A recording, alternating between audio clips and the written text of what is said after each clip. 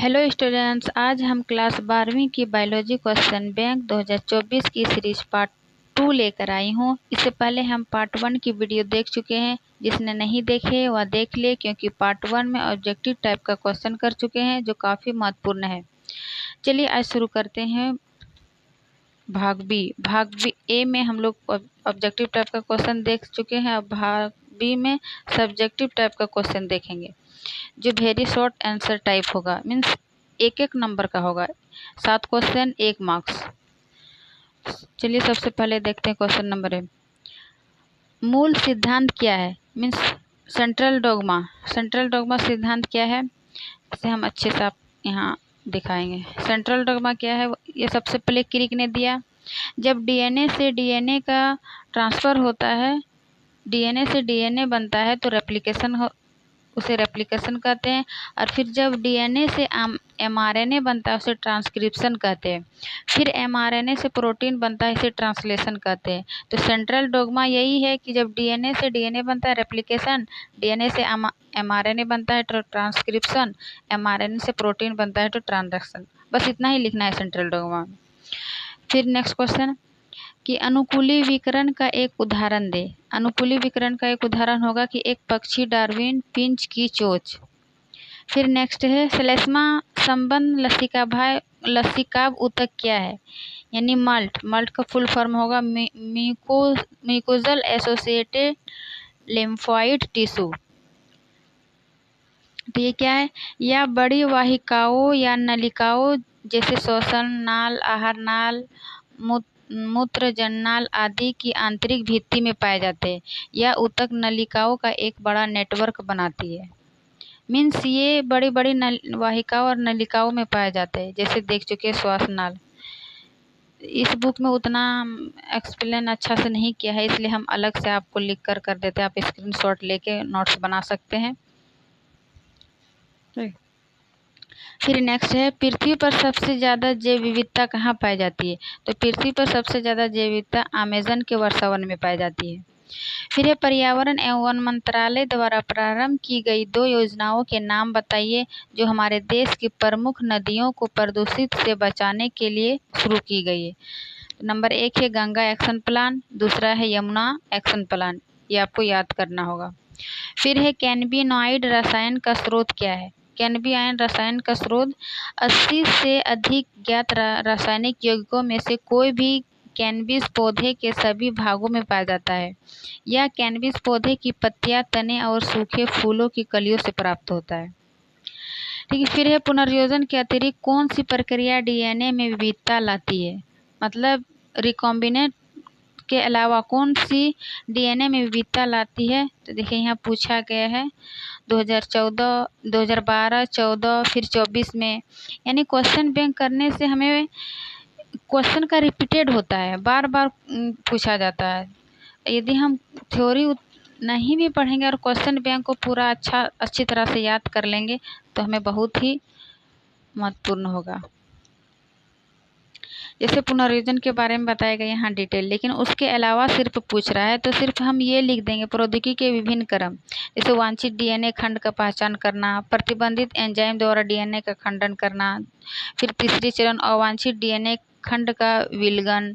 चतुर्थ चरण में वांछित डीएनए खंड का लाइगेज द्वारा संबंध से बंधन। मतलब ये पुनर्योजन डीएनए प्रौद्योगिकी के विभिन्न प्रोसेस है। यहाँ से यहाँ तक आप लोग देख लीजिएगा। फिर चलते हैं नेक्स्ट क्वेश्चन की ओर। सॉरी,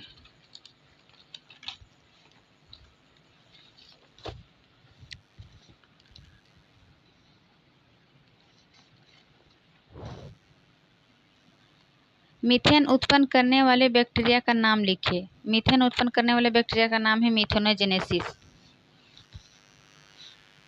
फिर है मादा विषम युग्मता का एक उदाहरण दे। मतलब मेल हेट्रोगेमी और फीमेल हेट्रोगेमी क्या है, चलिए हम आपको दिखाते हैं। मेल हेट्रोगेमी और फीमेल हेट्रोगेमी। मेल हेट्रोगेमी क्या है कि जब एक नर जीव 2 अलग अलग प्रकार के लिंग युग्मक पैदा करता है तो इस घटना को नर विषम लैंगिकता के रूप में जाना जाता है। मीन्स मेल हेट्रोगेमी के रूप में जाना जाता है।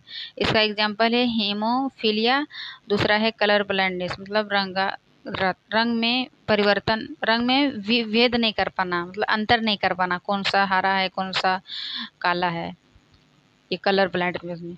फिर दूसरा है फीमेल हेटेरोगेमी। जब एक मादा जीव दो अलग अलग प्रकार के लिंग युग्मक पैदा करता है तो इस घटना को मादा विषमलिंगिता के रूप में जाना जाता है, मीन्स फीमेल हेटेरोगेमी। इसका एग्जाम्पल है कि मादा पक्षी में देखा जाता है, फिर मादा सांप में के युग्मकों में पैदा करती है। तो यहाँ पूछ रहा है कि मादा विषमयुक्ता का एक उदाहरण। तो मादा का भी हम देख लिए, हीमोफीलिया और कलर ब्लाइंडनेस। फिर है खंड बी, इसमें वेरी शॉर्ट देखे तो ये थोड़ा सा शॉर्ट आंसर टाइप क्वेश्चन, जिसमें मैक्सिमम 150 वर्ड का लिखना था, जिसमें तीन मार्क्स का रहेगा, 6 क्वेश्चन, 18 मार्क्स का। तो सबसे पहले प्रतिजैविक द्वारा प्राप्त की गई प्रतिरक्षा टीकाकरण द्वारा प्राप्त प्रतिरक्षा से किस प्रकार भिन्न है। मीन्स इसमें पूछ रहा है कि जो एंटीबायोटिक द्वारा प्राप्त की गई इम्यूनिटी और टीकाकरण के द्वारा प्राप्त इम्यूनिटी किस प्रकार भिन्न है। तो एंटीबायोटिक प्रतिरक्षण एक व्यक्ति को प्रतिरक्षित या संक्रमण रोग के लिए प्रतिरोधी बनाने की विधि है। मीन्स एंटीबायोटिक हम कब लेते हैं कि जब हमें वो रोग हो जाता है, उस रोग को रोकने के लिए या मारने के लिए एंटीबायोटिक का यूज़ किया जाता है। और टीकाकरण कब यूज करता है, जब टीकाकरण का अर्थ किसी बीमारी से प्रतिरक्षण प्राप्त करने के लिए टीका से उपचार करना भी है। मीन्स बीमारी होने से पहले हम टीका लगाते हैं ना, जैसे पोलियो टीका, BCG टीका लगाते हैं, जन्म से ही शुरू हो जाता है टीका लगाने। तो मतलब बीमारी से पहले उसके प्रतिरोग क्या बोलते हैं, इम्यूनिटी, प्रतिरक्षण प्राप्त करने के लिए ये टीका लगाया जाता है। तो ये दोनों में अंतर पूछ रहा था कि एंटीबायोटिक और टीकाकरण से क्या अंतर है। फिर ये पुष्पों द्वारा स्वपरागण को रोकने के लिए विकसित की गई 3 कार्य नीतियों का उल्लेख कीजिए। पुष्पों द्वारा स्वपरागण रोकने के लिए विकसित की गई 3 कार्य नीतियां निम्नलिखित है। जैसे अनुमनी परागण, इसे क्लिस्टोगेमी कहते हैं। फिर है समकालपक्वता परागण, इसे होमोगेमी कहते हैं। फिर है सजातीय पुष्पी परागण। तो ये क्लिस्टोगेमी क्या है, क्लिस्टोगेमी क्या है कि जब कुछ पादप जैसे वायोला में ऐसे पुष्प पैदा होते जो कभी फूल खिलता ही नहीं, हाँ, तो इस पुष्प को अनुमनी परागण के श्रेणी में रखा गया, जो कभी पुष्प नहीं खिलते हैं। या फिर दूसरा है समकालीयता। समकालीयता में क्या है, एक मिनट रुकिए, हम यहाँ पे आपको दिखा रहे हैं डिफिनेशन। समकालीयता कि जब पुंकेसर के परागकोश एवं जायांग में वर्तिका समान समय पर परिपक्व होते हैं तो इसे समकालपक्वता कहते हैं। आप लोग 1 से 2 बार वीडियो को देख लीजिएगा, प्रोनाउंसिएशन बड़ा है। फिर तीसरा है सजातीय पुष्प परागण। सजातीय पुष्प परागण क्या है कि जब एक ही पुष्प के परागकणों का उसी पादप के लगे अन्य पुष्प के वर्तिकाग्र पर पहुंचता है, उसे सजातीय पुष्प परागण कहलाता है। जैसे गेहूं, चावल, ये सब में। तो इसका रोकने की 3 विधि हो गया। फिर है विकास की प्रक्रिया में प्राकृतिक चयन से आप क्या समझते हैं। विकास की प्राकृतिक चयन किसने दिया था, डार्विन ने। तो उसका उसी का एक्सप्लेन करना है। तो प्राकृतिक चुनाव की प्रक्रिया प्रजनन द्वारा होती है। उपयोगी विभिन्नता वाली वैशिष्ट्या जीवित रहती है जो परिपक्व होकर प्रजनन करती है। हम जीन फूलों में परिवर्तन जीन को छोड़ती है। विशिष्ट लक्षणों के साथ वैशिष्ट्यों को बार प्रजनन जीन फूल में जीन की तीव्रता को बढ़ाता है। इनमें से कुछ परिपक्वता को तो प्राप्त करते हैं, परंतु प्रजनन के योग्य नहीं होने के कारण जीन फूल को किसी भी तरह से प्रमाणित नहीं कर पाते। फिर नेक्स्ट DNA और RNA में भिन्नता क्या है। तो DNA और RNA में भिन्नता हम आपको दिखाते हैं बहुत अच्छे से।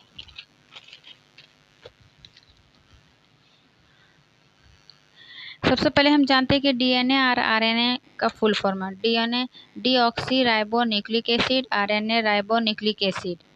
फिर है DNA की संरचना जो है वो डबल हेलिक्स की होती है, इस टाइप का डबल हेलिक्स है ना। फिर RNA की संरचना एक हरी कुंडली मतलब एकल हेलिक्स की। एक हरी कुंडली होती है। फिर इसमें क्या है, इसमें 2 पॉलीन्यूक्लियोटाइड के धागे होते हैं, इसमें 1 पॉलीन्यूक्लियोटाइड के धागे होते हैं। इसमें थायमिन बेस पाया जाता है, मीन्स बेस ए एडेनिन के साथ थायमिन और साइटोसिन के साथ गुआनिन, और आरएनए में एडेनिन के साथ यूरासिल, गुआनिन के साथ ट्रिपल बॉन्ड साइटोसिन। बस थायमिन की जगह यूरोसिल आ जाता है आरएन में। वही बोल रहा है, इसमें थायमिन बेस पाया जाता है, इसमें यूरोसिल बेस पाया जाता है। यह केवल एक टाइप का होता है या 3 टाइप का होता है, मीन्स आरएनए 3 टाइप का होता है। क्या क्या? MRNA, tRNA, RNA. फिर इसका आणविक भार जो बहुत अधिक होता है, डीएनए का आणविक भार बहुत अधिक होता है और इसका आणविक भार डीएनए की तुलना में कम होता है। तो इस प्रकार ये मुख्य अंतर देख लेते हैं। फिर है नेक्स्ट क्वेश्चन,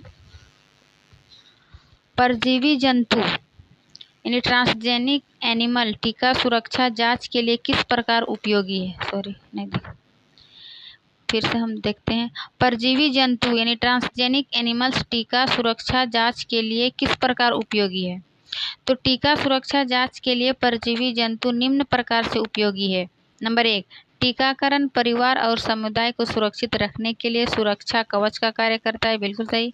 यह जंतु एवं प्रजनन शक्ति को बढ़ाता है, दूध उत्पादन एवं के फैट में वृद्धि करता है। इस सब का किस प्रकार उपयोगी है वो पॉइंट वाइज लिख देना है। फिर है जैव विविधता के संरक्षण में स्थानीय संरक्षण का क्या महत्व है? मीन्स जैव विविधता जो है बायोडाइवर्सिटी, उसका संरक्षण 2 विधि से किया जा सकता है। क्या क्या? इन सीटू और एक्स सीटू। तो यहाँ पूछ रहा है इन सीटू यानी स्थानीय, in situ in situ conservation क्या है कि जब संकटग्रस्त जीव जंतु जो होता है एवं पादप, तो उनके प्राकृतिक आवास में ही संरक्षित किया जाता है, तो उसे इन सीटू कहते हैं। मीन्स जैसे कोई जंगल है, जंगल में कोई शेर जीव जंतु, किसी भी जीव जंतु का खतरा है तो उसको उसी आवास में रखा जाता है, उसी को संरक्षित कर दिया जाता है। इसका एग्जाम्पल होगा नेशनल पार्क, वन्य जीव अभयारण्य। तब यहाँ पूछ रहा है कि संरक्षण का क्या महत्व है? तो जैव विविधता के संरक्षण में इन सीटू संरक्षण का महत्व है कि जैव विविधता में मानव संस्कृति के विकास में बहुत योगदान दिया है। दूसरा है मानव समुदाय ने भी आनुवंशिक, प्रजाति एवं पारिस्थितिक स्तरों पर प्राकृतिक विविधता को बनाए रखने में बड़ा योगदान दिया है। फिर है तीसरा, यह परितंत्र में संतुलन बनाए रखता है।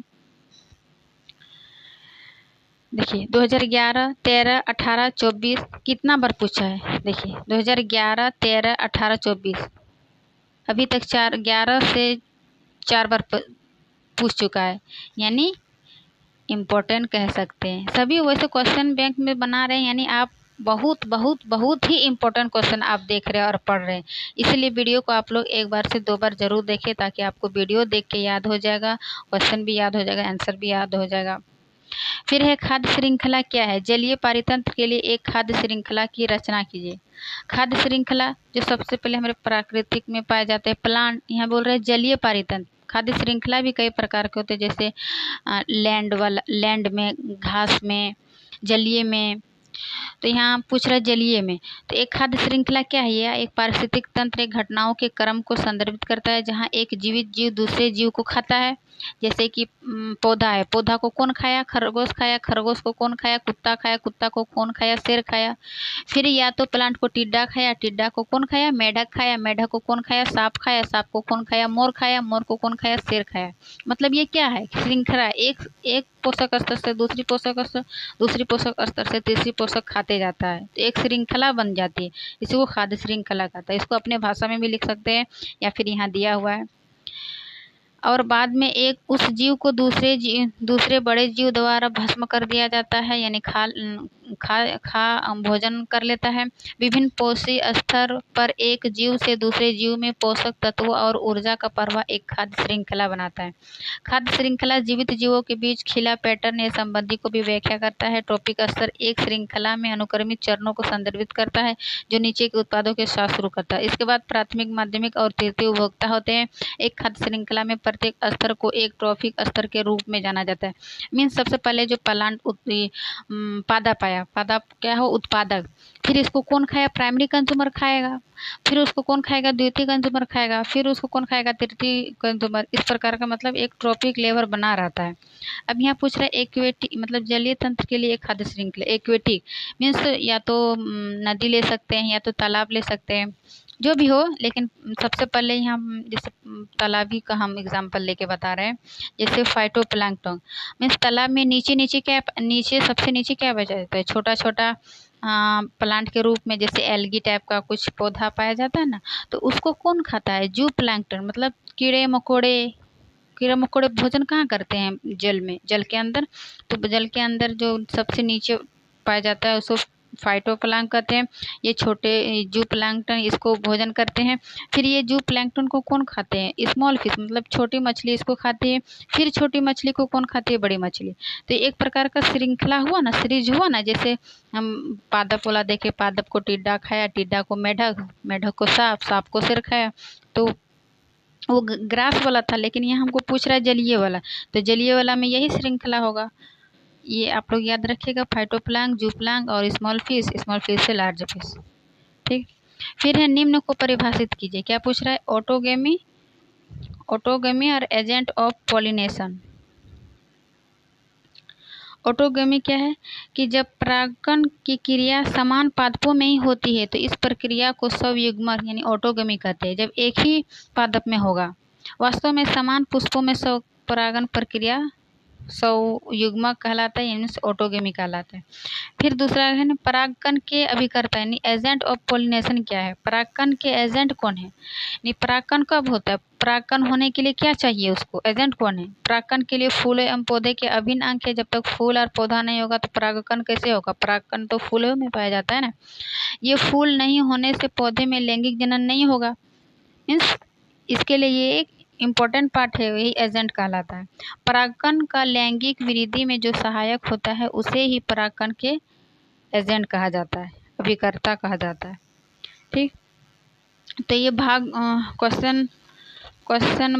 भाग बी में हम लोग सब अति लघु उत्तरी और क्या देखिए, हम लोग लघु उत्तरीय प्रश्न देख चुके हैं। अब एक पार्ट बच गया सी में क्या है, लॉन्ग टाइप का क्वेश्चन है। तो लॉन्ग टाइप का क्वेश्चन हम लोग नेक्स्ट वीडियो में देखेंगे।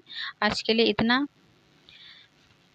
वीडियो अच्छी लगी तो लाइक एंड सब्सक्राइब करें ताकि आगे आने वाली वीडियो आपको मिल सके। Thank you.